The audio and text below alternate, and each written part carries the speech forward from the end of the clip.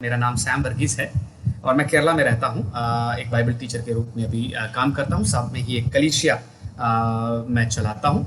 प्रभु की आत्मा से भरपूर होकर आज के दिन आप लोगों के बीच में आने के लिए परमेश्वर ने जो मदद किया, इसलिए मैं परमेश्वर का धन्यवाद करता हूँ। खास करके भुवनेश्वर के आपके कलीसिया के सारे जनों को प्रभु यीशु मसीह के नाम से मेरा प्रेमी सलाम मैं करना चाहता हूँ। परमेश्वर के दास ने मुझसे मेरी गवाही बोलने के लिए भी कहा है, इसलिए मैं अपनी गवाही से शुरू करना चाहता हूँ। जैसे आप लोगों ने सुना, मेरा नाम सैम वर्गीस है। एक मसीही परिवार में मेरा जन्म हुआ और मसीही परिवार में जन्म हुआ, इसीलिए मैं एक मसीही बनकर ही शुरू से लेकर आगे बढ़ता गया। मगर मेरे बचपन में मेरी बहन के बाद 9 साल के बाद मेरा जन्म हुआ था। मेरी बहन मुझसे 9 साल बड़ी है, तो एक लड़का उनको चाहिए था, माता पिताओं को, तो उन्होंने प्रार्थना किया। 9 साल के बाद मेरा जन्म हुआ और जब मेरा जन्म हुआ तो उन्होंने बोला कि इसको मैं परमेश्वर की सेवा के लिए दे देंगे, ऐसा उन्होंने कहा। मगर वो बात तो मेरे दिमाग में नहीं जाती थी, क्योंकि मेरे बचपन में उन्होंने कहा था। तब से लेकर मुझे मालूम है कि मैं परमेश्वर की सेवा के लिए हूँ, मगर धीरे से मैं अपने नौकरी के साथ परमेश्वर की सेवा करते हुए अपनी जिंदगी बिताना चाहता था। और ऐसे ही मेरी पढ़ाई के बाद मैंने एमए किया है, बीएड किया है।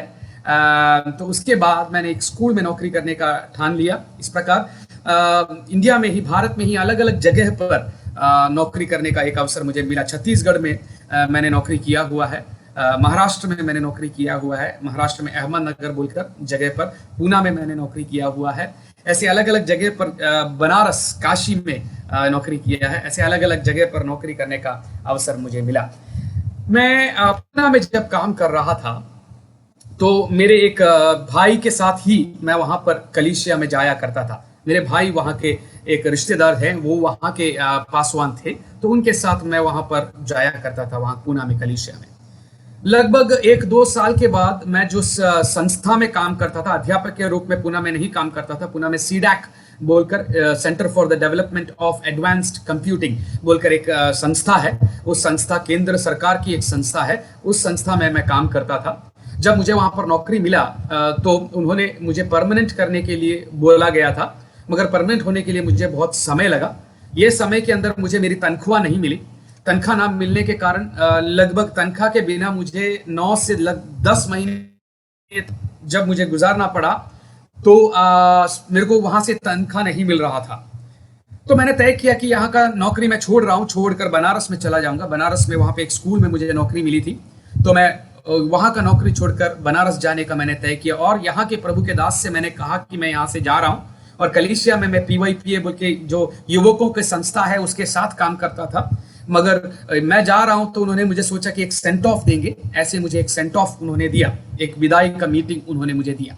और उस मीटिंग में मेरी ये प्रतीक्षा थी कि हमारे पासवान साहब की पत्नी, जो प्यारी बहन है, वो मुझसे कुछ ना कुछ तो बोलेंगी, कुछ ना कुछ उपदेश देंगी, ऐसा मुझे लगा था।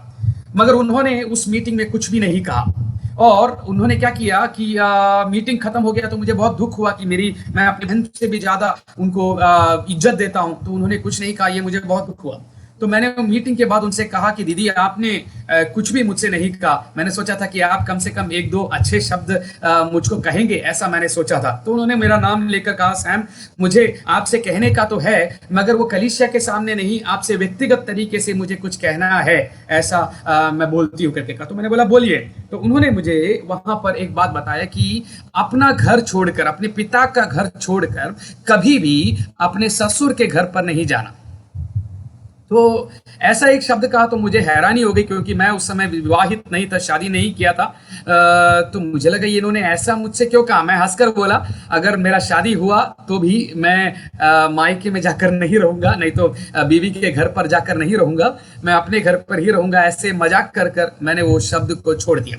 मगर उस रात जब मैं अपने कमरे में आया तो परमेश्वर की आत्मा ने मुझसे बात किया, व्यक्त तरीके से मुझे उस वचन को समझाया। यही किया कि याकूब जो है अपने पिता के घर से वो अपने ससुर के घर पर, लाबान के घर पर गया। और लाबान के घर पर अपने पिता को धोखा देने के बाद जब वो लाबान के घर पर गया तो वहां पर उसने बहुत सारे काम किए, मगर वो काम का जब तनख्वाह मिलने का, जब उसका प्रतिफल मिलने का था, तो वो उसको नहीं मिला। 10 बार, वचन ऐसा कहता है कि 10 बार उसको जो मिलना था उसे हटा दिया गया, उसको नहीं मिला।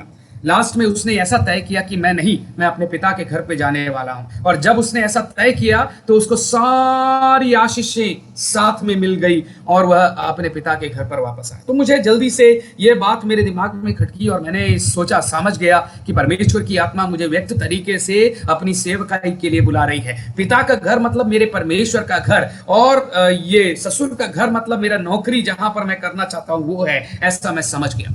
मगर फिर भी क्या होता है कि ये प्रभु के, जब हम प्रभु से बहुत करीब हो जाते हैं, हमें लगता है कि हम प्रभु से बहुत करीब हैं, तो हमारा मन फिर आप ज्यादा से ज्यादा 3 दिन तक रहता है। तो मेरे अंदर भी ऐसा ही हुआ। 3 दिन तक तो मैं दुखी था। 3 दिन के बाद मैंने तय किया कि नहीं, बनारस में ही जाऊंगा, नौकरी के साथ मैं सेवकाई करूंगा। बनारस में गया। बनारस में एक संस्था में एक स्कूल था, स्कूल में कोऑर्डिनेटर बनकर मैं गया था। तो वहां पर पहला रविवार का दिन हमारे पास टीचर्स के लिए एक पासवान आते थे, सिर्फ टीचर्स के लिए एक कलीसिया वहां पर चलाते थे। उसके बाद वो जाकर गांवों में भाषण दिया करते थे। तो वो वहां पर आकर भाषण दे रहे थे। तो उस भाषण के बीच में उन्होंने कहा, अचानक से कहा कि पिता का घर छोड़कर ससुर के घर पर नहीं जाना चाहिए, धोखा ही मिलेगा। तो ये बात लगभग 2000 किलोमीटर का दूरी है यहां से, पूना से ये जगह तक। तो मेरे को लगा कि यही वचन, ऐसे ही वचन बिल्कुल उसी तरह से इन्होंने मुझसे कैसे कह दिया। मुझे बहुत दुख हुआ। मैं उस दिन उठकर गवाही देते वक्त मैंने कहा कि परमेश्वर की आत्मा ने मुझसे बात किया है और वह मुझे अपने काम के लिए बुला रहा है। तो उस संस्था के जो प्रिंसिपल थे, उनको लगा कि ये जो एक अध्यापक हमें मिला है वो अभी अभी छोड़कर चला जाएगा, प्रभु की सेवकाई में चला जाएगा। तो उन्होंने मुझे वो मीटिंग के बाद बुलाकर कहा कि देखिए साहब, आप मत जाइए, एक काम कीजिए, यहाँ पर आपको सेवकाई करने का सारा रास्ता मैं खोल कर देता हूँ। ये पासवान साहब जो हैं वो गाँव में जाकर सेवकाई करते हैं, उनके साथ आप गाँव में जाकर सेवकाई कर सकते हैं। मुझे बहुत खुशी हुआ, चलो अपने नौकरी के साथ मैं कर सकता हूं। तो मैंने उनके साथ सेवकाई करने का निश्चय लिया और उनके साथ गांव में जाने लगा। और गांव में जाना, बनारस एक अलग एक जगह था, मेरे इतने सालों तक जहां पर मैं गया उससे बिल्कुल अलग था। वहां पर अध्यापक लोगों को वो लोग मास्टर साहब कहते हैं, मास्टर साहब को बहुत इज्जत वो लोग देते हैं। वहां पे माता पिता हो या बच्चे हो, वो आकर हमारे पांव छुएंगे, पांव छूकर वो हमारी वंदना करते हैं। तो ऐसे बहुत इज्जत मिलती थी। तो पासवान साहब के साथ जब मैं जाता था तो वहां पे पास्टर साहब और मास्टर साहब हमें कहा करते थे लोग, और बहुत अच्छी तरह से लोग वचन सुनते थे और बहुत लोग परमेश्वर की इस भरोसे पर कलीसिया में आने भी लगे। 3 महीने तक तो मेरा यह सफर अच्छा गया। बहुत अच्छी तरह से अनेक गांव में गए और हम लोग सुसमाचार फैलाने लगे। मगर 3 महीने के बाद ऐसा हुआ कि वो स्कूल की एग्जाम का टाइम आ गया। एग्जाम का टाइम आने के बाद हम लोग एग्जाम की तैयारी में लग गए। उसका पेपर चेक करना था, बहुत सारी चीजें चेक करना था। ऐसे सब मैं उसमें मगन हो गया और फिर ये पासवान साहब के साथ एक बार भी मैं गांव में जा नहीं पाया। फिर से मेरा 2 ढाई साल वहां पर मैंने काम किया, मगर एक बार भी मैं पासवान साहब के साथ फिर गांव में नहीं जा पाया, क्योंकि मेरा बहुत सारा काम स्कूल में ही लगा रहता था, इसीलिए मैं नहीं जा पाया। तो ऐसा था कि उसके बाद हम लोग एक बार छुट्टियों में, बड़े छुट्टियों में गांव में आ रहे थे। तो वहां पे लगभग केरल के 75 टीचर से ज्यादा वहां पर थे, अलग अलग संस्थाओं में। तो हम लोग ऐसा किया करते थे कि सब लोग साथ में टिकट बुक कर कर आया करते थे। तो ऐसे एक बार टिकट बुक कर कर हम लोग सब बैठकर ट्रेन में ऐसे ही मजाक करते हुए ऐसे ही आ रहे थे, हंस रहे थे, ताली बजा रहे थे, मजाक कर रहे थे सारे टीचर्स मिलकर। उसमें हिंदू भी थे, क्रिश्चियंस भी थे, अलग अलग लोग थे। तो ऐसे बात करते हुए हम लोग आ रहे थे और मैं जोर से हंस रहा था। तो अचानक मेरे सामने बिहार के एक हिंदू पंडित बैठे हुए थे, पंडित। और उनको देखकर, चोटी वाले पंडित थे, यहाँ पर पूरा उन्होंने भस्म लगाया हुआ था। उनको देखकर मैं तो उनकी तरफ देख ही नहीं रहा था, मैं अपना काम कर रहा था। मगर उन्होंने मुझे छूकर बुलाकर मुझसे कहा कि मुझे आपसे कुछ कहना है। मैंने बोला कि मेरे को आपका कोई भी बात नहीं सुनना है। तो उन्होंने बोला नहीं, मुझे आपसे ये चीज कहना है। तो मैंने बोला कहिए। तो उन्होंने मुझसे कहा कि बेटा, तू जिस भगवान की सेवा से भाग रहा है उस भगवान की सेवा में 24 घंटे रहेगा। मुझे हैरानी हुआ, क्या दुनिया में मसीही लोगों की कमी हो गई है कि एक हिंदू पंडित के द्वारा मुझसे बात किया जा रहा है। मेरे को समझ में आ गया, मगर मैंने उनको अनदेखा कर उनसे बात नहीं किया और धीरे से वहां से उठकर चला गया। वापस मैं अपने केरल में आया। केरल में आने के बाद अचानक से प्रभु ने मुझे एक मौका दिया कि मैं यूके में, इंग्लैंड में जाने का, लंदन में जाने का एक मौका मुझे मिला कि मैं MBA पढ़ पाऊं। तो MBA के लिए मैं लंदन में गया। तो वहां पे पहले एक कलीसिया में, एक कॉन्फ्रेंस में गया।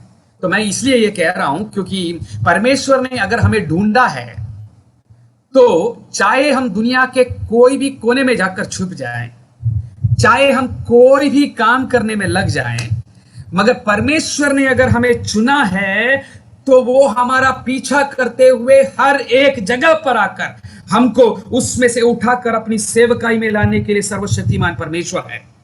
बेशक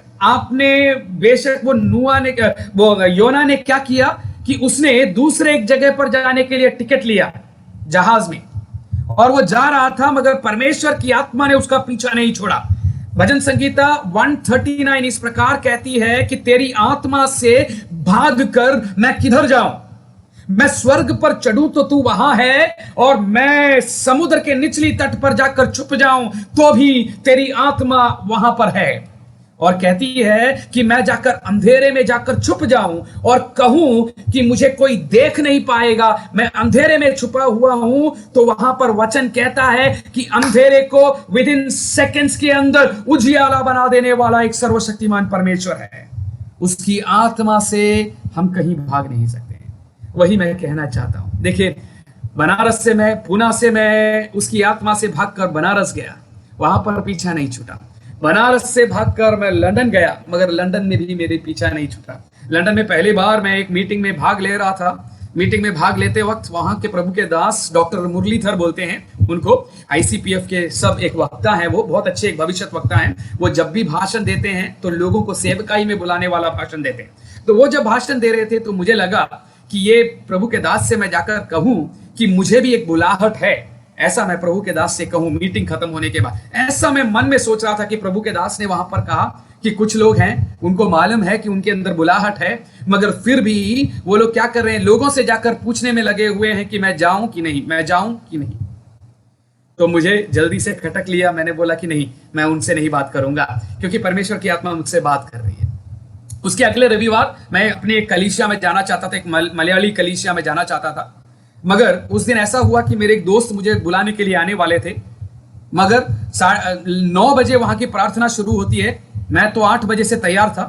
8 बज गए, 8:30 बज गए, 9 बज गए, 9:30 बज गए, 10 बज गए, 10:30 बज गए, तब भी वो मेरे दोस्त नहीं आए। तो मेरा मीटिंग जाना तो नामुमकिन हो गया। मेरे को बहुत दुख हुआ, परेशानी हुआ कि मीटिंग में जाने का एक अच्छा मौका मुझे नष्ट हो गया। मगर लगभग 10:45 हुआ तो वो लोग मेरे पास आए, बोले कि अरे हम लोग थोड़ा सो गए थे, एक काम करते हैं, आज उस कलीसिया में नहीं जाएंगे, बल्कि हम लोग यहाँ पर एक अंग्रेजी कलीसिया है, अफ्रीकन चर्च है, वहां पर हम लोग जाएंगे। मैंने बोला मुझे कोई भी अफ्रीकन चर्च में नहीं आना है, मेरे को तो सिर्फ मलयाली चर्च में ही जाना है, क्योंकि मैं एक सिस्टम से मैं जा रहा था। तो उन्होंने बोला नहीं कोई बात नहीं, अच्छी कलीसिया है, आप मेरे साथ आओ।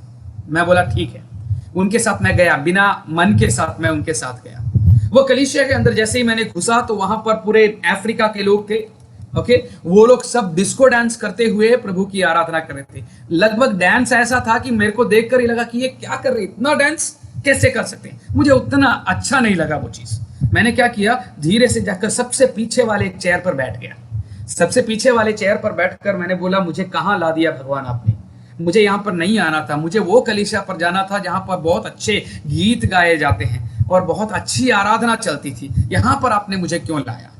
तो मैं चुपचाप वहां पर अपना हाथ बांधे हुए, आत्मा को अपने आप को नहीं दिया, बल्कि अपने आप को अपने आप पर लगाते हुए मैं वहां पर बैठा रहा। तो अचानक से ऐसा हुआ कि मीटिंग, वो आराधना खत्म हुआ और प्रभु के दास उठकर खड़े हो गए। प्रभु के दास उठकर खड़े होकर उन्होंने एक भाषण दिया। भाषण ये दिया, उसका टॉपिक ऐसा था, awaken the deliverer in you, आपके अंदर जो छुटकारा देने वाला है उसको जगाओ। और उन्होंने मूसा के एक कहानी से शुरू किया। उन्होंने कहा कि मूसा को जब परमेश्वर ने अपनी बुलाहट दिया तो मूसा ने सबसे पहले कहा कि नहीं, मैं नहीं आ सकता, क्योंकि मेरा जुबान जो है वो मोटा है और मैं बात नहीं कर सकता। तो मूसा से परमेश्वर ने कहा कि तू फिक्र न कर, मैं तेरे साथ हूं। फिर भी मूसा को तृप्ति नहीं हुआ तो मूसा को बोला कि आरोन तेरे साथ आएगा। और फिर अगला मूसा ने सवाल किया कि मैं वहां पर जाऊंगा तो वहां पर जो फिरौन राजा है वह मुझे मार डालेगा। तो परमेश्वर ने उसका जवाब दिया कि वो फिरौन मर चुका है। मतलब इसके सारे सवालों का, इसके सारे एक्सक्यूजेस का परमेश्वर ने उत्तर देने के बाद आखिर में मूसा के पास कोई सवाल नहीं बचा और मूसा ने अपने आप को समर्पण कर दिया और वो सेवकाई में निकल गया। और ये प्रभु के दास ने वहां पर कहा कि यहां पर बैठे हुए कुछ लोग अभी भी ऐसे हैं जो अपने कुछ बहाने बनाते हुए क्या करते हैं, परमेश्वर की सेवकाई में जाना नहीं चाहते। परमेश्वर आपसे बात कर रहा है। मुझे ऐसा लगा कि कोई मेरे अंदर चाकू, मेरे दिल के अंदर चाकू घुसेड़ कर चीर के फाड़ रहा है। मेरे को समझ में आ गया कि परमेश्वर की आत्मा मुझसे बात कर रही है, मगर वह कलीसिया को मैं ज्यादा पसंद नहीं करता था, इसीलिए मैंने वो मीटिंग खत्म होने से पहले ही वहां से निकल कर मैं चला गया। अगले दिन यह प्रभु के दास ने किसी और से मेरा नंबर लेकर मुझे कॉल कर मुझसे पूछा, brother did you know that God was speaking to you? आप जानते हैं कि परमेश्वर आपसे बात कर रहा है? मैंने बोला मैं जानता हूं प्रभु के दास। तो उन्होंने बोला कि आप आइए मेरे पास। मैं उनके पास गया, उन्होंने कुछ भविष्यवाणियां मुझसे किया जो कि 100% सही हुआ उसके बाद। तो मेरा कहने का मतलब यह है कि देखिए, भागते भागते भागते भागते कहीं पर भी हम जाकर छुप जाएं, मगर परमेश्वर हमें छोड़ने वाला नहीं है। हालेलुया। उसके लिए परमेश्वर किसी को भी हिला सकता है, वो हमको हिलाकर देखेगा। हम नहीं मानेंगे तो हम जिस जहाज पर सफर कर रहे हैं उसको पूरी तरह से हिला देगा। हालेलुया। जितने चीजें उनके उस जहाज में थी, सारे चीजें नष्ट हो गए। मैं सोच रहा था, वो योना के बारे में मैं सोच रहा था, उस जहाज में रोज सीजन टिकट लेकर सफर करने वाले बहुत सारे लोग होंगे, मगर उस दिन जो है एक अलग दिन था जबकि योना उसके अंदर चढ़ गया। उस दिन इसमें जितने लोग रोज सफर कर रहे थे सबको घाटे का सौदा पड़ा। मेरे प्यारे भाई और बहनों, यहां पर खड़े होकर एक बात मैं आपसे कहना चाहता हूं। प्रभु अगर हमसे कुछ कहता है तो वो हमें बहुत अच्छी तरीके से करना चाहिए। अगर हम नहीं किए तो उसका घाटा हमें ही नहीं, हमारी कलीसिया को हो सकता है, हमारे कलीसिया को ही नहीं, हमारे देश को हो सकता है, हमारे देश को और सारे लोगों को हिलाकर रखने के एक अवस्था में आ सकता है। हालेलुया। और जब फिर उसने अपने आप को समर्पण किया तो परमेश्वर जहां पर उसको लेकर आना चाहता था वहां पर उसको लेकर आया। कुछ सालों बाद मैंने फिर भी ऐसे ही मेरी जिंदगी चलती गई। मैं चाहता था कि नौकरी के साथ मैं सेवकाई करूं, नौकरी के साथ मैं कर भी रहा था, मगर परमेश्वर की आत्मा मुझसे वह नहीं चाहती थी। उसके बाद मैं केरला में आया। केरला में आने के बाद गुजरात में एक जगह पर गया। वहां पर एक स्कूल में प्रिंसिपल के रूप में मैंने काम किया। हायर सेकेंडरी स्कूल था वो स्कूल। जब मैं ज्वाइन किया तो लगभग 1,500 बच्चे ही थे, मगर जब मैं वो स्कूल छोड़ा तो लगभग 3,500 बच्चे वहां पर ज्वाइन हुए थे। और वह एक CBSE स्कूल था। वहां पर काम करने के लिए परमेश्वर ने मुझे मदद किया एक दिन। और आप जानते हैं कि गुजरात में है वो। गुजरात में मैं एक दिन अपने इजी चेयर में बैठा हुआ था, घूमने वाले चेयर में बैठकर आराम से बैठा, तो हमारी आंटी लोगों ने, स्कूल की आया लोगों ने मुझे लाकर एक चाय पिलाया, जो दूध का ही, सिर्फ दूध का बना हुआ चाय था और अच्छा तनख्वाह था। लगभग 75,000 उस समय मुझे मिलता था। तो मैं वो चाय पीते हुए मेरे मन में सोचा, जिंदगी माने यही है, दिस इज लाइफ। मैंने ऐसे पता नहीं क्यों सोचा, मगर मेरे मन में एक ऐसा ख्याल आया, दिस इज लाइफ, अच्छी तरह से जी रहा हूं, कोई भी चीज की कमी नहीं है, मान सम्मान सब मुझे है। ऐसा सोचकर मैं ऐसा अपने चेयर पर ऐसा बैठा कि प्रभु की आत्मा, एक आवाज मेरे अंदर गूंजी, क्या तुझे और कुछ चाहिए? क्या तुझे और कुछ चाहिए? मेरे अंदर वो आवाज गूंजी और अचानक से मेरा दिल और मेरी मन और मेरा चिंता जो है, कुछ सालों पहले जब वो अंग्रेजी चर्च में मैं गया था, वहां के प्रभु के दास ने जो भाषण दिया उसके अंदर चला गया। वहां पर ऐसा था कि हर एक सवाल का जवाब देने के बाद, do you need anything else, do you need anything else, ऐसा उस प्रभु के दास ने बताया। मुझे लगा कि मैं जो काम करता हूं अध्यापक के रूप में, उसमें सबसे ऊंची पदवी पर परमेश्वर ने मुझे ला दिया। अब परमेश्वर पूछ रहा है, क्या तुझे और कुछ चाहिए? मेरे को समझ में आ गया कि ये मेरा लास्ट पुकार है। परमेश्वर मुझे पुकार रहा है। अब अगर मैं ना मानूं तो बहुत परेशानी होने वाली। मैं वहां पर मेरे चेयर में बैठकर हाथ जोड़कर परमेश्वर से बोला कि परमेश्वर, मैं अपने आप को आपके हवाले करता हूं। और उसी दिन मैंने अपनी पत्नी को बुलाकर बोला कि मैं रिजाइन करने वाला। उसी दिन जाकर मैंने रिजाइन किया और रिजाइन करने के बाद मैं 8 महीने का समय उनको दिया, क्योंकि मैं एक प्रिंसिपल के रूप में काम कर रहा था, तो अचानक से छोड़कर नहीं जा सकता था। वो एक एकेडमिक ईयर खत्म होने के बाद मैं वह छोड़कर केरला में आया और वचन को पढ़ने के लिए, और उसके बाद एक कलीसिया का चार्ज लेते हुए वचन पढ़ाने के लिए परमेश्वर ने मुझे मदद की। मेरा ये गवाही कहने का बस एक ही लक्ष्य था, एक ही लक्ष्य। वो लक्ष्य ये है कि परमेश्वर ने अगर आपको पुकारा है तो मेरे प्यारे भाइयों और बहनों, जब समय है उसके हाथों में अपने आप को सौंप दीजिए।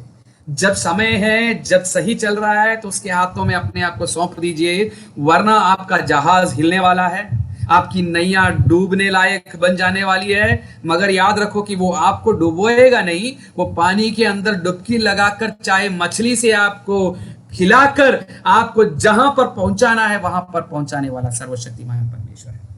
हालेलुया। मुझे सुनने वाले प्यारे भाई और बहनों, मुझे नहीं मालूम कि आप में से किस किस को परमेश्वर की बुलाहट हुई है, मगर परमेश्वर आज आपसे कहता है कि परमेश्वर के हवाले कर दीजिए। हालेलुया। अगर आपके अंदर परमेश्वर का एक बुलाहट है तो उसके हवाले कर दीजिए। आपकी जिंदगी को परमेश्वर के लिए कुछ काम करने के लिए अपने आप को सौंप दीजिए। हालेलुया। और परमेश्वर आपकी मदद करेगा। अब मैं परमेश्वर की वाणी की ओर बढ़ना चाहता हूं। आज के मनन के लिए जो वचन हमें मिला है वो आप लोगों ने उड़िया भाषा में पढ़ा, उसमें मुझे बहुत खुशी है। और मैं आपके सामने उस वचन को जरा समझाना चाहता हूं। जैसे प्रभु के दास ने कहा उसी प्रकार मैं आपको एक कहानी के रूप में ये सारी चीजें बताकर मैं आपको ये समझाने के चाह रखता हूं। देखिए, हमने पढ़ा है मत्ती का सुसमाचार 25वां अध्याय, उसका पहला वाक्य से लेकर 10वां वाक्य तक हम लोगों ने पढ़ा। मत्ती का सुसमाचार में हम देखते हैं 10 कुंवारियों का दृष्टांत हम लोगों ने यहां पर पढ़ा। ये 10 कुंवारियों का दृष्टांत के बारे में मेरे ख्याल से तो आपके पासवान ने बहुत बार वहां उस वचन से आपको बताया होगा। और वही नहीं, कोई भी लोग आते हैं तो इस वचन के बारे में आपने बहुत अधिक बार सुना होगा। मगर परमेश्वर की आत्मा से मैं आपको एक बात याद दिलाना चाहता हूं।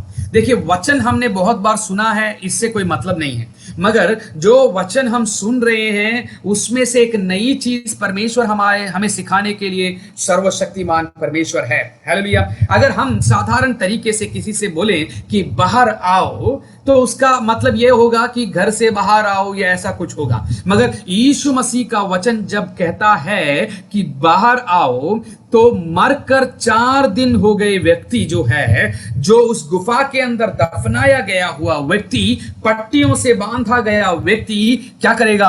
हालेलुया। जब बाहर आओ शब्द को सुनेगा तो वो वहां से निकलकर बाहर आने के लिए सर्वशक्तिमान परमेश्वर है, सर्वशक्तिमान है, वो करने के लिए सर्वशक्तिमान परमेश्वर है। तो मेरे प्यारे भाइयों और बहनों, जो छोटी सी बात हमने कही कि बाहर आओ, ये मनुष्यों के हिसाब से तो कुछ भी नहीं होगा, मगर परमेश्वर जब इसको कहता है, परमेश्वर की वाणी जब आती है, तो याद रखिए कि मरे हुए लोग भी जी उठ जाते हैं उसमें से। हालेलुया। खुल जाओ कर अगर मैं कहूंगा तो उसमें से मतलब यह निकलेगा कि कुछ दरवाजा खोलने के बारे में या कुछ होगा, मगर परमेश्वर जब इसको कहता है तो याद रखिए कि जो बहरे लोग हैं उनके कान खुल जाते हैं। आमीन। अगर ऐसा है तो मेरे प्यारे भाई और बहनों, आज जो वचन हमें परमेश्वर सुनाने वाला है, उस वचन से हमारे जिंदगी में बंद पड़े हुए चीजों को खोलने के लिए परमेश्वर शक्तिमान है। हालेलुया। मरे हुए हमें ऐसा लगेगा कि यह तो बदबू आने लगी है, अब इसमें से जान नहीं निकलेगा, ऐसे चीजों को भी जीवित कर आपके सामने खड़ा करने के लिए परमेश्वर शक्तिमान है। कर मैं आपसे इस दिन कहना चाहता हूं। देखिए, यह वचन जो 25वां अध्याय है, उसके दृष्टांत जो हमने पढ़ा, यीशु मसीह की एक खासियत थी कि वो बहुत सरल दृष्टांत के द्वारा अपने शिष्यों को और लोगों को सिखाया करते थे, क्योंकि वो चाहते थे कि वो जो चीज बोल रहे हैं उनके शिष्यगण समझ पाए, नहीं तो उनको सुनने वाले अच्छी तरह से समझ पाए। तो कहानियां जो है सबको अच्छी लगती है, और कहानियों के द्वारा जब वो बताते हैं तो लोगों के दिमाग के अंदर घुस जाता है। तो यीशु मसीह अपने परस्य सेवकाई में जो वो प्रचार करते थे, उसमें हमेशा दृष्टांतों का उपयोग किया करते थे। यहां पर हमने 10 कुंवारियों का दृष्टांत पढ़ा है, मगर इसका जो पश्चातल है, इसका जो चरित्र है, अगर हमें पढ़ना है, इसका हिस्ट्री जो हमें पढ़ना है, तो 24वें अध्याय पर हमें आना जरूरी है कि ये कहां से शुरू हुआ, किस बात के हिसाब से यह शुरू हुआ करके हम देखना चाहेंगे। 24वां अध्याय में हम देखते हैं तो उसका 3रा वाक्य जरा मैं आपके सामने हिंदी में पढ़ना चाहता हूं। वहां पर ऐसा लिखा है, जब वह जैतून पहाड़ पर बैठा था तो चेलों ने एकांत में उसके पास आकर कहा, हमें बता कि ये बातें कब होगी, तेरे आने का और जगत के अंत का क्या चिन्ह होगा। देखिए, यही है उसका स्टार्टिंग पॉइंट, यहां से शुरुआत हो रही है इन सारे चीजों का। देखिए, ऐसा होता है कि यीशु मसीह, हम जानते हैं, देखिए यह होता है, यीशु मसीह अपने शिष्यों के साथ, अलग अलग चेलों के साथ अलग अलग जगह पर सफर किया करते थे। कभी कभार उनकी बातें जो है चेलों को समझ में नहीं आती थी, और जब उनको समझ में नहीं आती थी तो चेलों को भी शर्म लगता है। हम हमारा भी यही हाल है ना, स्कूल में पढ़ते वक्त हो या कहीं पासवान साहब, पास्टर साहब जो कलीसिया में बात करते वक्त हो, क्लास बाइबल क्लास लेते वक्त हो, हमें सवाल करने में थोड़ी परेशानी होती है, क्योंकि लोगों के सामने जब हम सवाल करेंगे तो वो लोग मेरे बारे में क्या सोचेंगे, ये लोग मेरे बारे में क्या सोचेंगे, ऐसे सब सोचकर हम क्या करते हैं, जैसे ही मीटिंग या वो जो बाइबल क्लास खत्म हो जाती है तो हम लोग बाहर जाकर एकांत में, जब पासवान साहब हो, एकांत में जब टीचर हो, उनसे जाकर हम सवाल किया करते हैं। हम लोग बाइबल कॉलेज में पढ़ते वक्त बहुत सारे बड़े बड़े चीजें जब वो हमें सिखाते थे तो हमको उनसे सवाल करना था। तो पब्लिक में सवाल करने में थोड़ा सा परेशानी होता था। परेशानी इसलिए होता था क्योंकि कहीं हमारी बेइज्जती ना हो जाए, इसीलिए हम लोग क्या करते हैं, जाकर एकांत में उनसे बात किया करते थे। और एकांत में जब हम उनसे बात करते थे तो वो हमें सारी चीजें समझा कर देते थे। यहां पर हम देखिए, यहां पर भी यही होता है कि यीशु मसीह जैतून के पहाड़ पर जब एकांत में बैठा था, अकेला बैठा था, तो यीशु के शिष्यगण उसके पास आए और पूछे कि हे परमेश्वर, हे गुरु, तूने जो पहले चीज कहा कि तेरी आगमन हो या संसार का अंत हो, यह सब कब होने वाला है? देखिए, वो क्वेश्चन ऐसा है कि हमें बता कि यह सब कब होगा, तेरे आने का और जगत के अंत का क्या चिन्ह होगा? यह सवाल उनसे किया उन्होंने। तो यीशु मसीह उनको ये समझाने में कुछ चीजें उनके सामने, कुछ दृष्टांत उनके सामने रखने लगे। देखिए, यहां पर परमेश्वर के दोबारा आगमन का सवाल है कि उसके आना कब होने वाला है। देखिए, आज के दिनों में ये हम लोग बहुत कम सुनते हैं, क्राइस्ट सेकंड कमिंग, ये हम लोग बहुत कम सुनते हैं, ठीक है। मगर यहां पर सेकंड कमिंग के बारे में नहीं मैं आपसे बात करना चाहता, मगर उसको छू कर आगे की तरफ बढ़ना चाहता हूं। यहां पर पूछा गया कि उसके आना कब होने वाला है, मतलब परमेश्वर कब आने वाला है, वापस दोबारा आने वाला है। तो यह सवाल के जवाब में परमेश्वर ने उससे कहा कि टाइम तो मैं तुमसे नहीं बताऊंगा। यीशु मसीह ने कहा टाइम तो मैं तुमसे नहीं बताऊंगा, मगर एक काम मैं कर सकता हूं, उसके चिन्ह मैं आपको बता कर दे सकता हूं। अब ये 24वां अध्याय के 37वें वाक्य पर हम आएंगे। 37वां वाक्य 37 वर्स 37। उन्होंने कहा कि जैसे नूह के दिन थे वैसे ही मनुष्य के पुत्र का आना भी होगा। जैसे नूह के दिन थे वैसे ही मनुष्य के पुत्र का आना भी होगा। देखिए, क्या है नूह के दिनों का खासियत? नूह के दिन का खासियत क्या है, ये हम लोग थोड़ी देर ध्यान देंगे और फिर अगले जगह पर हम लोग जाएंगे। नूह के जमाने के बारे में हम जानते हैं। नूह के जमाने पर सारे लोग जो हैं वह गलतियां करते हुए, पाप करते हुए, पाप के अंदर डूबे हुए लोग बहुत सारे उस समय में थे। और परमेश्वर उन सब से बहुत परेशान होने के बाद परमेश्वर ने कहा कि मैं इस दुनिया का अंत कर दूंगा।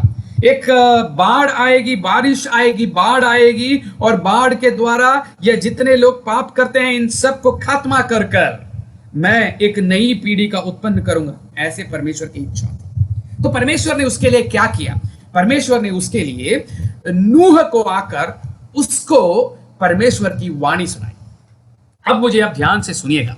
देखिए, नूह से आकर जब परमेश्वर ने वाणी सुनाई तो नूह ने तो सुन लिया, मगर यह चीज आज तक नूह ने देखा नहीं है और ऐसे चीजों के बारे में नूह ने आज तक सुना भी नहीं है कि एक बारिश होने वाला है, बाढ़ होने वाली है। ये सारे चीज, उससे पहले बारिश हुई नहीं थी धरती में, उससे पहले बाढ़ हुई नहीं थी धरती में, इसीलिए इनको इनके बारे में कुछ भी मालूम नहीं।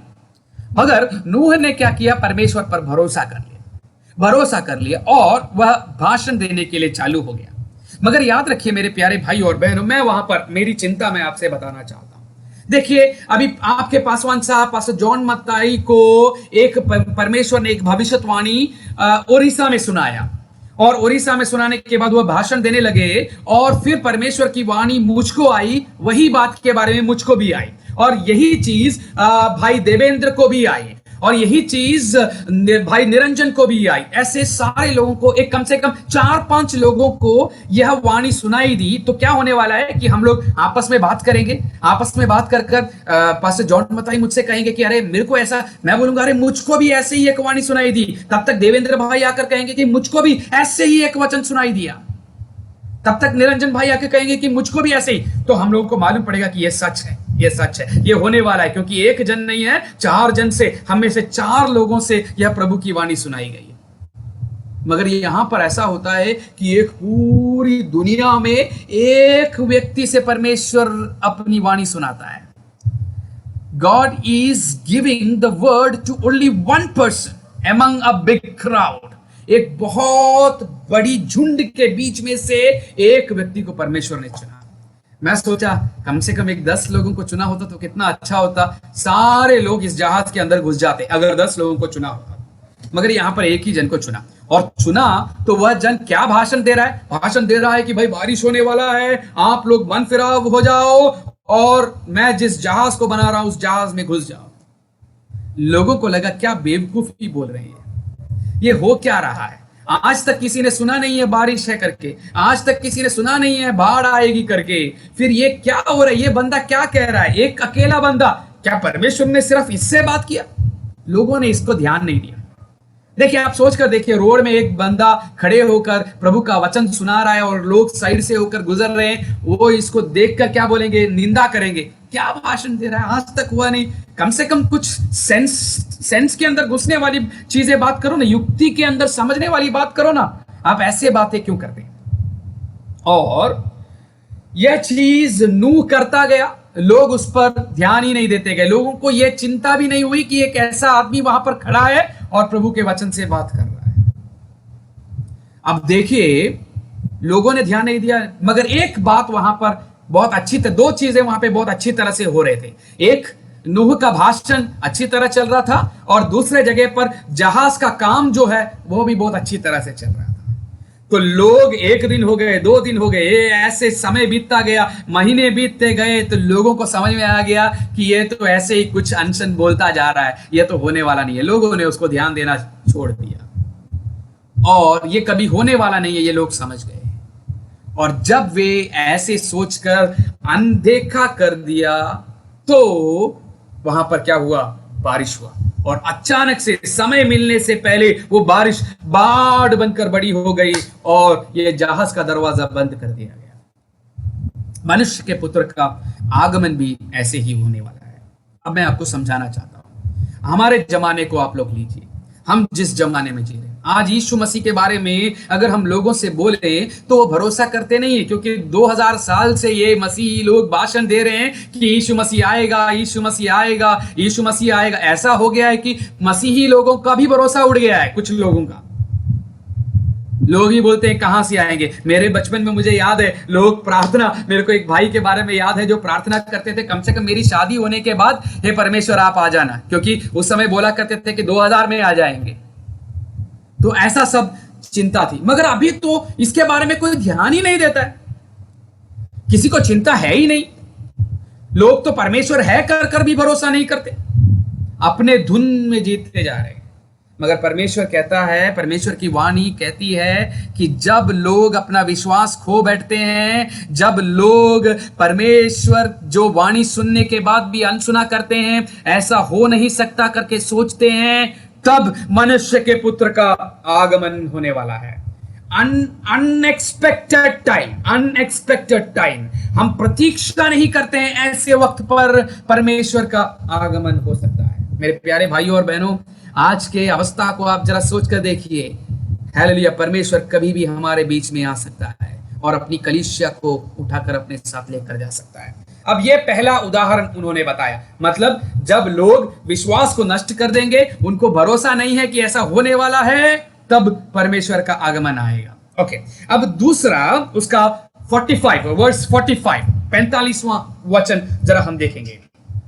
वहां पर ऐसा बोला गया है कि अतः वह विश्वास योग्य और बुद्धिमान दास कौन है, जिसे स्वामी ने अपने नौकर चाकरों पर सरदार ठहराया कि समय पर उन्हें भोजन दे। मैं आपको ये कहानी के द्वारा समझा देता हूं। देखिए, एक मालिक था, एक स्वामी था। वह दूर एक देश में जाना चाहते थे।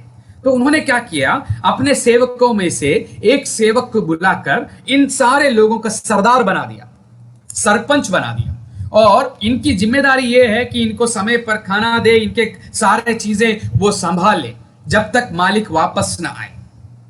अब यहां पर यह हो रहा है कि यह, उसके बाद आप नीचे घर पर बैठ के पढ़कर देखिए, अभी नहीं पढ़ना, बाद में पढ़ लीजिए। वहां पर हम देखते हैं कि एक भरोसेमंद दास को भी देखते हैं और दूसरे एक दास को भी देखते हैं, वह 48 वर्स 48 48वां वाक्य। परंतु यदि वह दुष्ट दास सोचने लगे कि मेरे स्वामी के आने में देर है और अपने साथी दासों को पीटने लगे और पियक्कड़ों के साथ खाए पिए, तो उस दास का स्वामी ऐसा दिन आएगा जब वह उसकी बाट न जोहता हो और ऐसी घड़ी में जिसे वह न जानता हो। देखिए यहां पर क्या होने वाला है। तो ये जो सरदार है, यह जो सेवक है, उन्होंने पहले तो सब लोगों से अच्छी तरह से बिहेव किया, सब लोगों से अच्छी तरह से उनसे बर्ताव किया। अच्छा बर्ताव करने के बाद कुछ दिन बीत गए तो इनको लगा कि अब तो ये मालिक नहीं आने वाला, क्योंकि ये मालिक जाकर इतने दिन हो गए हैं, आना होता तो इससे पहले ही वो आ जाते, मगर वो नहीं आने वाले, कुछ ना कुछ तो हो गया होगा, कुछ परेशानी हो गई होगी, वो नहीं आ पाएंगे, अब वो कभी आएंगे नहीं, ऐसा इस दास ने सोचा। और उसने क्या किया, इन लोगों को संभालने के बजाय इनको पीटने लगा और इनका नाश के बारे में सोचने लगा और पियक्कड़ों के साथ खाने पीने लगा। तो वचन कहता है कि ऐसे अवसर पर क्या होने वाला है, वह स्वामी वापस आएगा और इनको दंड देगा। मेरे प्यारे भाइयों और बहनों, पिछले 2000 साल से ऊपर होकर परमेश्वर के दास लोग और परमेश्वर के सेवक लोग सारी दुनिया में घूमते हुए परमेश्वर के दोबारा आगमन के बारे में कह रहे हैं, मगर लोगों को लगता है कि ये कुछ होने वाला नहीं है, अब कब आएगा, 2000 साल बीत गए हैं, अगर होना होता तो कब का हो जाता, अब कोई चांस ही नहीं है ऐसा होने का। और सोचकर जब वो पूरी तरह से अपने स्वभाव में बदलाव ला देंगे तो परमेश्वर मनुष्य का पुत्र आने वाला है।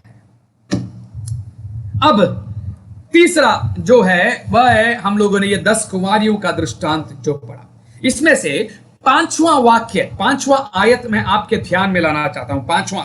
पांचवां आयत ऐसा कहता है कि जब दूल्हे के आने में देर हुई तो वे सब ऊँघने लगी और सो गई। देखिए यहां पर मेरा आपके सामने लाने का सब्जेक्ट, मेरा विषय ये है, the delay of the groom. देरी जो होती है हमारे जिंदगी में, देरी जो होती है उसके बारे में मैं आपसे बात करना चाहता हूं। देखिए अब यहां पर इसका कुछ चीजें, इसके बारे में चरित्र से मैं कुछ चीजें बताना चाहता हूं।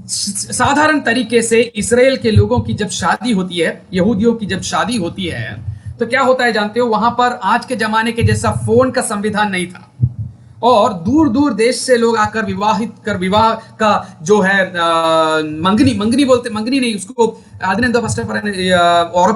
विवाह निश्चय मंगनी बोलते हैं ना, जो शादी से शुरुआत में करते हैं, शादी से पहले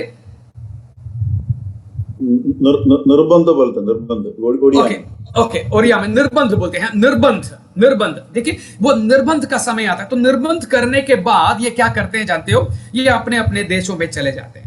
अब वहां का खासियत यह है कि कुछ बहुत समय तक उनको इंतजार करना पड़ता है, बहुत समय तक, ओके, बहुत समय तक इंतजार करने के बाद वो जब ये निर्बंध होता है तो बोलते हैं कि देखो इतने महीने में, ये दिन में हम लोग वहां पर पहुंच जाएंगे, नहीं तो ये हफ्ते में हम लोग वहां पर पहुंच जाएंगे और दुल्हन को लेकर हम चले जाएंगे, ऐसा कहते हैं। तो यहां पर क्या हो गया, यहां पर शादी के लिए सब कुछ तय हो गया, निर्बंध हो गया और दूल्हे ने कह दिया कि मैं ये वक्त पर आने वाला हूं, ये वक्त नहीं बताया, ये समय पर मैं आने वाला हूं। अब आज के जमाने में आप लोग केरला में और जैसे फॉरेन शादियां देखते हैं तो वहां पर क्या होता है कि दूल्हे के साथ बेस्ट मेट्स बोलते हैं, बेस्ट फ्रेंड्स बोलते हैं, दूल्हे के साथ बेस्ट फ्रेंड्स 5-6 लोग दूल्हे की तरह ही कपड़े पहनते हुए साथ में खड़े रहेंगे, दुल्हन के साथ भी ऐसे ही लोग खड़े रहते हैं, उसी के जैसे कपड़े पहनते हुए 5-6 नहीं तो 10 कुमारियां ऐसे खड़े रहते हैं जिनका शादी नहीं हुआ है। ये लोग सब खड़े रहते हैं, क्यों? क्योंकि दूल्हे का वेलकम करने के लिए, उनका स्वागत करने के लिए। तो इसी तरह यहाँ पे क्या होता है कि दुल्हन के साथ, वहां का उनका एक रिवाज था, ये रीति रिवाज था, दुल्हन के साथ एक साइड में 5 लोग और दूसरे साइड में 5 लोग, वो भी कुमारियां होनी चाहिए, वो लोग सब तैयार होकर, दुल्हन के समान ही तैयार होकर वो लोग सब क्या करते हैं, सुबह से लेकर यह दूल्हे के इंतजार में वो लोग बैठे रहते हैं। तो वो इंतजार उनका चलता रहता है और दूल्हा का समय आने का मालूम नहीं। आज के जमाने में तो क्या है कि फोन उठाकर बोल सकते हैं, जीजा को बुलाएंगे, नहीं तो ससुर को बुलाकर फोन करके पूछेंगे आप कहाँ पे पहुंच गए, अच्छा यहाँ पे पहुंच गए तो अभी इतना 5 किलोमीटर है, चलो इतने टाइम पर आप यहाँ पे पहुंच जाएंगे। उस जमाने में ऐसा कुछ संविधान नहीं था, तो बस एक ही चीज करना था, इंतजार करना था। वचन कहता है, भजन संगीता कहता है कि मैं यहोवा की बाट जो होता रहा है, सत्यनाश के गड्ढे से उसने मुझे छुड़ाया। तो हम उसकी बाट जोहते, मतलब इंतजार, I waited patiently upon the Lord, मतलब मैं क्षमा के साथ परमेश्वर का इंतजार करता रहा। यहां पर ये लोग क्या है, क्षमा के साथ सुबह से तैयार, आप सोच कर देखिए, मेकअप वेकअप कर कर इंतजार कर रहे हैं, और इतना इंतजार करने के बाद लगभग सारे मेकअप तो निकल ही गए होंगे। मजाक कर रहा हूं, ऐसा नहीं है, मगर मैं जस्ट आपको समझाने के लिए कह रहा हूं, समझाने के लिए, इसका एक चित्र आपके सामने आने के लिए कह रहा हूं।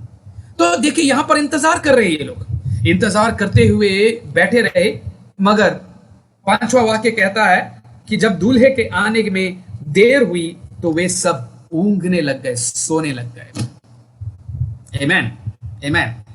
इंतजार लंबा जाता गया, इंतजार सबको बहुत मुश्किल की बात है, आपको, मुझको, सबको परेशानी लाता है इंतजार। आप सोचकर देखिए, ट्रेन के स्टेशन में जाकर है, अभी कोई आ रहा है, आपके कोई रिश्तेदार आ रहे हैं, आप ट्रेन स्टेशन, रेलवे स्टेशन जाकर खड़े हैं, और तभी आपको वहां पे अनाउंसमेंट सुनाई दिया कि जो गाड़ी है वो अभी 3 घंटे बाद आएगी, और आपको तो बहुत परेशानी हो जाएगी, क्योंकि दूर जाकर, आप स्टेशन बहुत दूर है, आप वहां पर जाकर इंतजार कर रहे हैं, और फिर आवाज आती है कि और भी 3 घंटे लेट हो जाएगी। तब तक तो हमारा सब्र खत्म हो जाता है, हम इंतजार नहीं कर, गुस्सा आ जाता है, हमको गुस्सा आ जाता है, और हम पता नहीं क्या क्या बोलने लग जाते हैं। इंतजार सबसे मुश्किल की बात है। इसी तरह ट्रेन के अंदर बैठा हुआ व्यक्ति स्टेशन के बाहर आकर, है, स्टेशन के आउटर पार्ट में आकर कभी कभार गाड़ी खड़ी हो जाती है, गाड़ी खड़े होने के बाद फिर घंटों तक वहां पर, चलने की दूरी है मगर घंटों तक वहां पर खड़ी हो जाती है, कोई ना कोई ट्रेन का प्रॉब्लम के कारण। या अंदर बैठे हुए लोग बहुत परेशान हो जाते हैं, क्योंकि घर के पास आकर हम उतर नहीं पा रहे हैं, ऐसा परेशानियां आ जाती है। तो इसी तरह इंतजार, मतलब it's a very difficult thing, बहुत हमें परेशान कर देने वाली है, हमारे क्षमा का एक परीक्षा लेने वाली एक चीज है इंतजार। मतलब यहां पर क्या हुआ, ये लोग सुबह से उस दूल्हे के इंतजार में बैठे हुए हैं, सुबह बीत गया, लगभग शाम हो गया, और शाम होते होते धीरे धीरे रात होने लगा। तो क्या हुआ, ये लोग थक गए, सुबह से लेकर तैयार खड़े होकर दिया जलाते हुए हैं वो लोग। यहाँ पर ऐसा लिखा है कि दिया बोल दूं तो आपको अच्छा मशाले, मशाले बोलने से अच्छा दिया आपको समझ में आ जाएगा, दिया दिया पकड़कर खड़े हुए हैं वो लोग, मगर दूल्हे के आने का कोई भी चिन्ह नहीं है। तो ये 10 कुंवारियां क्या कर दिए, वो लोग 10 लोग सो गए, ऊँघने लगे, मतलब सो गए। 10 लोग भी कुंवारियां थी, 10 लोग भी सो गए। इसके बारे में हमने बहुत सुना है, मगर मैं उस वचन की ओर नहीं बढ़ना चाहता, ये 10 लोगों का एग्जाम्पल्स नहीं देना चाहता, मैं दूसरे एक वचन की ओर आपका ध्यान लाना चाहता हूं। तो यहां पर ये लोग क्या कर दे, सो गए। सोने के बाद आधी रात में उनको एक आवाज सुनाई दी कि दूल्हा आ रहा है, और उसके तुरहे की आवाज सुनाई दी, और जब वो आवाज सुनाई दी तो 10 लोग भी अचानक से जाग गए, और जागने के बाद वो लोग जल्दी से अपना चेहरे में पाउडर वाउडर डालकर तैयार होने लगे। तैयार होकर, धीरे से रात हो गई है तो उनका दिया जलना चाहिए, दिया कभी भी बंद नहीं होना चाहिए। दिया उठा लिया उन्होंने, दिया उठाए तो 5 लोगों ने देखा कि उनका दिया जल रहा है, और 5 लोगों का दिया नहीं जल रहा है। बस यहां पर थोड़ी सी मुश्किल हो गई। ये 5 लोगों ने बोला कि भाई देखो, आप तो अपने साथ, बाकी 5 से बोला कि आप तो अपने साथ तेल भी लाए हो, एक काम करो, थोड़ा सा तेल हमें दे दो, थोड़ा सा तेल, हम भी अपना दिया जला ले। मगर उन्होंने कहा कि देखो भाई, हम थोड़ा सा तेल तुम्हें दें तो हमारे अंदर भी कमी पड़ जाएगी, इससे बेहतर यही होगा कि तुम एक काम करो, दुकान में जाकर जहां पर ये तेल मिलता है वहां से तेल खरीद कर लेकर आ जाओ। अब ये 5 क्या के भागे, वो लोग बहुत उत्साह वाले लोग थे, 5 लोग भागे, 5 लोग सीधा भागकर कहां पर गए जानते हो, दुकान पर गए, वो तेल लेकर आए। मगर तेल लेकर जैसे ही यहां पर पहुंचे, तब तक दूल्हा आ चुका था, और दूल्हे ने क्या किया, उनके साथ कमरे में घुसकर दरवाजा बंद कर दिया 5 लोगों के साथ। ये लोग बोले कि हे दूल्हे, हमें भी अंदर ले ले, क्योंकि हम भी इंतजार कर रहे थे, सुबह से लेकर इंतजार कर रहे थे, हमें भी अंदर ले ले। मगर अंदर से दूल्हे ने कहा कि मैं तुम्हें नहीं जानता, तुम लोग कौन हो। तो इन्होंने बताया कि हम कुंवारियां हैं, हम इंतजार कर रहे थे। तो उन्होंने बोला कि मैं तुम्हें नहीं जानता, मेरा इंतजार जो कर रहे थे, मेरी जो बाट जो रहे थे, वो मेरे साथ अंदर हैं, और उन्होंने ले लिया। अब देखिए, मैं यह वचन के एक भाग की ओर आपकी श्रद्धा लाना चाहता हूं। अगर दूल्हा समय पर आया होता, मतलब दोपहर को आया होता या शाम को आया होता, तो ये 10 लोग भी साथ में अंदर घुस गए होते। मगर दूल्हे ने आने में देरी कर दी, तो 5 लोगों की असलियत सामने आ गई, 5 लोगों की कमी घटी सामने आ गई। आमेन, हालेलुया। कितने लोग समझ रहे हैं? कितने लोग समझ रहे हैं प्रभु के वचन को? हालेलुया। 5 लोगों की कमी घटी सामने आ गई। मेरे प्यारे भाइयों और बहनों, आज प्रभु की आत्मा से भरपूर होकर मुझे आपसे बस यही कहना है कि आपके जिंदगी में कभी कभार जब देरियां आती है तो याद रखिए कि अपने आपा को आप खो नहीं देना, अपनी कमजोरियों को बाहर नहीं लेकर आना, अपनी कमजोरियों को जो आपने छोड़ दिया है उसे जहां छोड़ दिया है छोड़कर परमेश्वर के संगति में स्थिर होने के लिए तैयार रहना। यहां पर परमेश्वर के आने की देरी हो गई, दूल्हे के आने की देरी हो गई, तो ये 5 लोगों का तेल खत्म हो गया, मगर 5 लोगों के पास तेल थे। आज प्रभु की आत्मा मुझे सुनने वाले लगभग 53 लोग मुझे सुन रहे, 53 कनेक्शन है इसमें। आप लोगों से यही कहना चाहती है, there are some delays in your life. आपके जिंदगी में कुछ चीजों के लिए डिले होता जा रहा है, देरी होता जा रहा है। आप प्रार्थना करने तो लगे हैं, मगर सालों से प्रार्थना कर रहे हैं, दिनों से प्रार्थना कर रहे हैं, हफ्तों से प्रार्थना कर रहे हैं, मगर कुछ विषय ऐसे हैं जिसके सामने आपको उत्तर नहीं मिल रहा है। मगर परमेश्वर कहता है कि आपके जिंदगी में अगर कुछ देरी हो रही है तो अपने आपा को खो नहीं देना, अपने कंट्रोल को खो नहीं देना, बल्कि जैसे भजन संगीतकार कहता है, मैं यहोवा की बाट जोहता रहा, वो मेरी ओर उतर कर आया। I waited patiently upon me, upon the Lord. मैं परमेश्वर का बाट जोहता रहा, पेशेंटली, क्षमा के साथ बाट जोहता रहा। यहां पर देरी हो गया तो ये 5 लोग जो है वो छूट गए बाहर। ऐसे हमारे जिंदगी में हो सकता है, देरियां। मेरे को परमेश्वर की आत्मा यही कह रही है कि आपसे कहे कि देरियां जो हो रही है आपके जिंदगी में, हम तो बहुत अलग, हमारा जो सोच है, हमारी जो चिंता है, हम लोग यही समझते हैं कि छुटकारा। अगर आप किसी चीज के लिए प्रार्थना कर रहे हैं, आपको एक नौकरी चाहिए, तो अचानक से एक नौकरी आपके सामने आ गई, तो आपको लगता है कि यह नौकरी मिल गया तो मेरा छुटकारा हो जाएगा। मगर परमेश्वर जो है सबसे बेहतरीन आपको देना चाहता है। शायद वो यह नौकरी नहीं होगा तो यह दरवाजा आपके सामने बंद हो जाएगा, तो आपको परेशान होने की जरूरत नहीं है कि इतना अच्छा मौका था, यह मौका हाथ से छूट गया। देखो प्यारे भाई और बहनों, इसी के बीच एक गवाही भी मैं जस्ट बोलना चाहता, मेरा एक अनुभव बोलना चाहता हूँ। मैं जब स्कूल छोड़कर परमेश्वर की सेवकाई में निकला, तो यहाँ पर आकर मैंने पहले सेमिनारी में एडमिशन लिया। एडमिशन लेकर उस दिन जब मैं वापस यहाँ पर आया, हमें फीस थोड़ा सा पे करने के बाद वापस घर पर आया, तो मुझे एक फोन कॉल आया, क्योंकि मैं गुजरात से आया ही था। मुझे एक फोन कॉल आया, वो फोन कॉल एक मसीही पासवान का था, एक पासवान का था, जो मुझे गुजरात से बुला रहे थे। उनका एक स्कूल वहां पर है, वह स्कूल में वो मुझे बुलाना चाहते थे कि प्रिंसिपल के रूप में मैं काम करूं। तो मैंने उनसे कहा कि देखिए पासवान साहब, मैं नौकरी छोड़कर प्रभु की सेवकाई में आया हूं। तो उन्होंने कहा कि देखिए आप चिंता मत कीजिए, आप एक काम करो, यहाँ पर आकर ज्वाइन कर लो, और एक्सटेंशन कोर्स जो दूर से पढ़ने वाला कोर्स है वो आप पढ़ लो, वचन पढ़ लो, कोई बात नहीं, एक्सटेंशन कोर्स कर लो, वहां पे रुक कर पढ़ने की जरूरत नहीं है, एक्सटेंशन कोर्स कर लो। तो मैंने बोला, मैं ऐसे सोचा, तो उन्होंने मुझे बोला कि देखो भाई, हम आपको सैलरी देंगे। पहले मैंने आपको बताया कि मुझे 75,000 था सैलरी, तो इन्होंने मुझे बोला कि 1 लाख सैलरी देंगे, और आपको ज्यादा काम कुछ नहीं है। जब आपको केरला जाना है एग्जाम लिखने के लिए आप जा सकते हैं, एक्सटेंशन कोर्स कर दीजिए, जब केरला जाना है आप जा सकते हैं। एक वाइस प्रिंसिपल रहेगा, आप सिर्फ उनको इंस्ट्रक्शंस देते जाइए क्या करना है, कैसे करना है। तो क्या हुआ, मेरा दिल में एक बहुत हलचल मचने लगा। सेवकाई के लिए मैंने अपने आप को समर्पण तो कर दिया, मगर 1 लाख रुपए, 1 लाख रुपए, वाह। मैंने सोचा इतना तो जिंदगी में मिलना, मतलब इंडिया में मिलना, मतलब कोई कम बात नहीं है।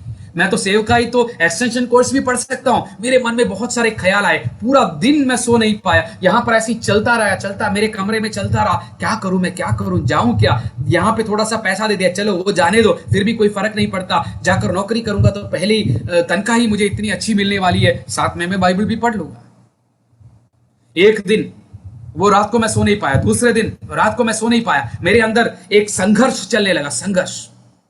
और अगला दिन, 2 दिन के बाद एक रात को परमेश्वर ने मुझसे बात किया, और मैंने ये पूरा दिमाग से निकाल दिया। मैंने उनको फोन करके बोला कि मैं नहीं आऊंगा साहब, मैं नहीं आऊंगा। देखिए हमेशा क्या होता है, हमारे सामने जो प्रलोभन, टेम्पटेशंस आते हैं, जो टेम्पटेशंस आते हैं वो शुगर कोट टेम्पटेशंस आते हैं। हमें लगता है कि यही सही है, बिल्कुल सही है, यही हमारे लिए सही है, परमेश्वर की योजना है ये। मुझे वहां पर क्या बोला कि आप पढ़ सकते हैं, वचन पढ़ सकते हैं, कोई प्रॉब्लम नहीं। आप ऐसे रह सकते हैं। तो वचन भी पढ़ सकता हो तो अच्छी बात है। 2 दिन के बाद मैंने उनको बोला कि मैं नहीं आऊंगा, मैंने तय कर लिया है कि मैं परमेश्वर का वचन पढ़ूंगा, तो मैं पढ़ूंगा। तो उन्होंने बोला ठीक है। उन्होंने फोन रख दिया। फोन रखने के बाद मेरे दिल के अंदर वापस घबराहट आने लगी। मैं आपसे खुलकर बोल रहा हूं, घबराहट आने लगी। घबराहट ये, शे इतना अच्छा चांस तूने क्यों खो दिया? इतना अच्छा चांस था, 1 लाख अब तो जिंदगी में कभी भी तुझे नहीं मिलने वाला। तो मैंने क्या किया, यहां मेरे बेड में आकर मैं लेटकर मैं परमेश्वर से ऐसा बोल दिया, अब मुझे ऐसा एक मौका कभी भी नहीं आने वाला। ऊपर को देखकर मैंने बोला, अब मुझे एक मौका ऐसा कभी नहीं आने वाला। मेरे प्यारे भाई और बहनों, मैंने तो वो बोल दिया, मैंने तो वो छोड़ दिया, मैंने वो छोड़ दिया। लगभग 4 साल की मेरी पढ़ाई के बाद ग्रेजुएशन हो गया। ग्रेजुएशन होके 1 हफ्ते के अंदर मुझे वापस गुजरात के दूसरे एक स्कूल से कॉल आया, जो एक टीचर ने बताया था। वहां से कॉल आकर उन्होंने मुझे बोला कि देखो, वो उसका नाम एल्केमी इंटरनेशनल स्कूल बोल के एक स्कूल है सूरत में। उन्होंने मुझे कॉल करके बोला कि देखो 1,20,000 हम देंगे, आप आकर ज्वाइन कर लीजिए। पढ़ाई के बाद की बात है, मगर उस समय मेरे को कोई घबराहट नहीं हुई। मैंने जैसे ही सुना, मैंने परमेश्वर के मुंह के ऊपर मुंह की ओर देखा और मैंने कहा कि हे परमेश्वर, मैं तेरा धन्यवाद करता हूं। क्यों जानते हो? 4 साल पहले जो शब्द मैंने आपके सामने बोला था, वो आपने अपने मन में रखकर ये 4 साल के बाद मुझे सुनाया कि ऐसे ही तनख्वाह से मैं चाहे तो तुझे नौकरी दे सकता हूं। मगर ये नौकरी मुझे लेने के लिए नहीं था, बस मुझे ये सबक सिखाने के लिए था कि परमेश्वर ने वायदा किया है तो वो पूरा करने के लिए सर्वशक्तिमान परमेश्वर। अगर उसने आपको बुलाया है तो वो आपको कभी भी छोड़ने वाला परमेश्वर नहीं है। Hallelujah, hallelujah. तो हमें लगता है कि इससे हमें छुटकारा मिलेगा। मेरा कहने का मतलब वो, मुझे लगा कि इससे मुझे छुटकारा मिलेगा, मगर नहीं, इससे नहीं छुटकारा मिलेगा, बल्कि परमेश्वर की एक योजना हमारे ऊपर परमेश्वर ने रखा हुआ है। हालेलुया। मुझे परमेश्वर के दास ने जरूरत से ज्यादा समय दिया, इसीलिए मैं ऐसे जा रहा था, मगर अभी मैं वापस यहां पर आना चाहता। देखिए यहां पर क्या हुआ कि ये लोग जो है वो पीछे छूट गए और दूल्हे ने कहा कि मैं तुम्हें नहीं जानता, मैं तुम्हें नहीं पहचानता। देरी से जिंदगी में नष्ट उनको सहना पड़ा। आज एक और बार मैं वापस वो उसको दोहराना चाहता हूं।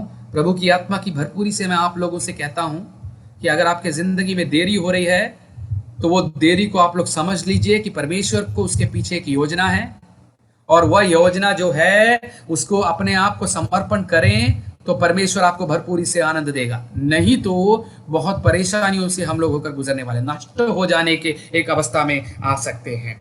उदाहरण, मूसा के बारे में आप लोगों ने सुना होगा। मूसा के बारे में, मूसा 40 दिन और रात परमेश्वर के साथ पहाड़ के ऊपर गया। 10 कल्पनाएं जो है वो लिखकर परमेश्वर ने उस वक्त पर उनको दिया था, 10 कल्पनाएं। तो मूसा जब 40 दिन के लिए गया तो उन्होंने ये कहकर नहीं गया कि मैं 40 दिन के लिए जा रहा हूं। उन्होंने ये क्या किया, मैं पहाड़ के ऊपर जा रहा हूं और परमेश्वर से बात करने जा रहा हूं। तब से लेकर नीचे के लोग जो हैं मूसा के इंतजार में है, क्योंकि उनका मुंह देखा भगवान जो है मूसा है, क्योंकि देखने वाला भगवान मतलब लीडर जो है वो मूसा था। तो वो लोग मूसा के इंतजार में बैठे रहे। 1 दिन बीत गया, 2 दिन बीत गया, हफ्ता बीत गया, 2 हफ्ता, 3 हफ्ता, ऐसे लगभग 40 दिनों तक बीत गए, नहीं तो 35 दिन तक बीत गए, तो मूसा नहीं आ रहा है। तो ये लोग परेशान हो गए, इंतजार करते करते थक गए। इन्होंने जाकर आरून से बोला कि देखो भाई, अब मूसा तो आने वाला नहीं है, वो ऊपर गया, उसका क्या हुआ हमें नहीं मालूम, वो तो परमेश्वर की चट्टान पर गया है, क्या हुआ हमें नहीं मालूम। इसीलिए हम एक काम करेंगे, हमको आगे खड़े होकर हमको सामने लेकर जाने के लिए एक देवता को बनाकर आप हमें दीजिए। और उन्होंने क्या किया, सोना सब निकालकर देवता बनाना शुरू किया। देखिए क्या हुआ, अगर मूसा जाकर 1 ही दिन में वापस आ जाता तो ये नहीं होने वाला था। मूसा जाकर 2 दिन में वापस आने वाला था तो ये नहीं होने वाला था। मगर मूसा के आने में देरी हुई तो यहां पे कुछ लोग जो परमेश्वर के लोग हैं, अपने आप को मानते हैं, उनकी असलियत बाहर आ गई और उन लोगों में से एक जन भी जा नहीं पाया। आमीन, आमीन। मैं बहुत जल्द खत्म करने वाला हूं। देखिए देरी जो है हमारे एक परीक्षा, it's a testing in our life, it's a testing in our life. I don't know why I am saying this, मैं ये क्यों कह रहा हूं मुझे नहीं मालूम, मगर परमेश्वर आज से कहना चाहता है कि आप इंतजार में बैठे हुए हैं, बहुत सारे चीजों के इंतजार में, छुटकारे के इंतजार में बैठे हुए हैं। प्रार्थना करने के बाद भी अगर आपको छुटकारा नहीं मिला तो याद रखिए आपका छुटकारा it is on the way, वो रास्ते पर है, वो सही वक्त पर पहुंचेगा। यूसुफ के बारे में परमेश्वर ने तय किया कि वह 30वें साल पर, उसका 30 इयर्स में वह फिरौन के उस महल में उसका दूसरा बनकर खड़ा रहेगा, सेकंड इन कमांड बनकर खड़ा रहेगा। तो 30वें उम्र में ही खड़ा रहेगा, 29 में नहीं होगा, 31 में नहीं होगा। God has the right time to do his work, he has a time and he will be doing that, वह करेगा, इसमें कोई शक नहीं है। बस उसकी बाट जो होते रहिए, उसके इंतजार में रहते रहिए। Delay should never become a denial in our life. Delay के कारण हमें बाहर जाने की एक अवस्था हमारी जिंदगी में नहीं होनी चाहिए, बल्कि यह हमें परमेश्वर के करीब लाने की एक चीज होनी चाहिए। अब दूसरा एक और उदाहरण बताकर मैं खत्म करना चाहता हूं। दूसरा देखिए, हम जानते हैं 1 शमूएल उसका 13वां अध्याय में हम देख सकते हैं कि शाऊल को जो है राजा बना दिया गया। शाऊल को निकालने की जरूरत नहीं है, आप ध्यान से, शाऊल को राजा बना दिया। शाऊल को राजा बनाना परमेश्वर को उतना पसंद नहीं था, शाऊल को नहीं, राजा ही परमेश्वर को पसंद नहीं था, राजा नामक चीज, क्योंकि परमेश्वर चाहता था कि वह आप ही इनका राजा बनकर रहे। मगर लोगों ने बोला कि दूसरे लोगों के, दूसरे जाति जैसे राजा को रखते हैं वैसे हमें भी राजा चाहिए, और उन्होंने क्या किया, राजा को रखा, और राजा को परमेश्वर ने दिया उनको। अब शाऊल का काम यह है कि इस्राएलियों को, उनके खिलाफ जो आते हैं उनसे युद्ध करे, अमालेक के लोगों से युद्ध करे, और ऐसा सब था, अमालेक से युद्ध करना था। युद्ध करते वक्त ऐसा तय हुआ, शमूएल जो भविष्यद्वक्ता हैं, जज हैं, उनसे ऐसा एक तय हुआ कि एक सैक्रिफाइस हम लोग करेंगे, एक बलिदान हम लोग करेंगे, वह बलिदान के बाद हम युद्ध में जाएंगे। तो बलिदान के लिए वो लोग सब इंतजार करने लगे। 1 दिन हो गया, 2 दिन हो गया, शमूएल ने कहा कि मैं आऊंगा। 3 दिन हो गया, 4 दिन हो गया, 5 दिन हो गया, 6 दिन हो गया, 7 दिन हो गया, फिर भी परमेश्वर नहीं, फिर भी शमूएल नहीं आ रहा है। यह देखा तो शाऊल ने क्या किया, खड़ा हो गया, खड़ा होकर बोला कि देखो अब मैं करता हूं, शमूएल नहीं आए तो नहीं आए, अब मैं कर लेता हूं बलिदान। और उसने वह करने के लिए तय किया। और वहां पर लिखा है, वचन हम लोग पढ़ेंगे, ध्यान से पढ़ेंगे, तो वहां पर लिखा है कि जैसे ही उसने यह बलिदान देकर खत्म किया, as soon as he did the sacrifice, क्या वो जानते हो, शमूएल वहां पर पहुंचा, शमूएल वहां पर पहुंचा, और उसने कहा, हे शाऊल, तूने ये क्या कर दिया, तूने ये क्या कर दिया, मैंने तुझसे कहा था ना कि मैं आऊंगा। अब क्या होने वाला है, तेरी पीढ़ी से, तुझसे, तेरी पीढ़ी से ये राजा, जो राजा का मुकुट है, वो मैं निकाल देने वाला हूं, तेरे को कोई चांस नहीं मिलने वाला। माय डियर फ्रेंड्स, मुझे सुनने वाले मेरे प्यारे भाइयों और बहनों, प्रभु के दासों, परमेश्वर की आत्मा हमसे कह रही है कि delay should never become a denial in our life. हमारे जिंदगी में अगर कुछ चीजों के लिए, कुछ विषयों में देरी हो रही है, तो परमेश्वर कहता है कि वह हमें अधिक आशीषों से भर देने के लिए है। यहां 10 कुंवारी लोग जो किए, वो लोग इंतजार में थे, मगर जब देरी उनके जिंदगी में आया तो उनमें से 5 लोग छूट गए। परमेश्वर का वचन कहता है कि लोगों को लगा कि अब क्या करने वाला, अब बारिश नहीं होने वाला, तो उन्होंने उस पर भरोसा छोड़ दिया। लोगों को उस दुष्ट दास को लगा कि अब मालिक नहीं आने वाला, तो उसने भरोसा छोड़ दिया और उसने दुष्ट काम करना शुरू किया। But it became a denial in their life.